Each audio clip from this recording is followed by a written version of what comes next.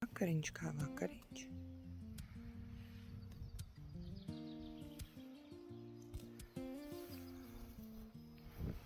Tagad tās stirniņas, ka viņas paslēpi. Vai man dieniņ kādu stirniņu? Čau, Vilnīt. Vai drīkst tevi paspīdināt? Nu, vismaz bišķiņ. Bišķiņu pagrābstīties, bet tev var? Nu, protams. Ai, netēlo, labi? Nemaz netēlo. Es zinu, ka tev patīk. Tu tikai lauzies.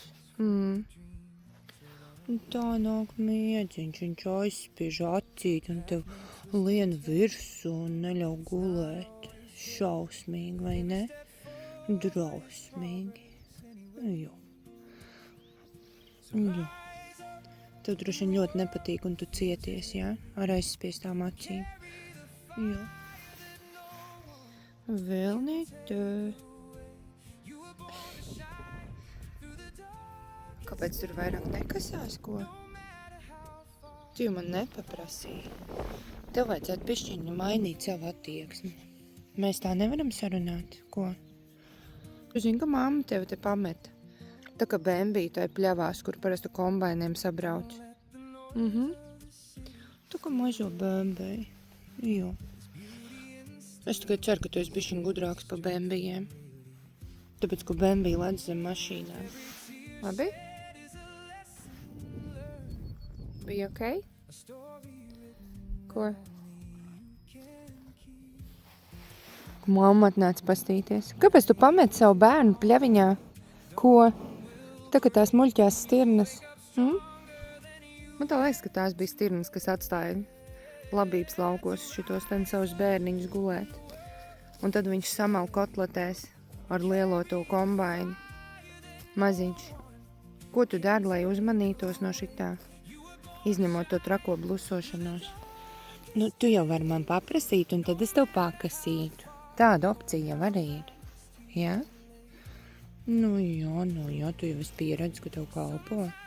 Tev vilnīši taisnojās ārā.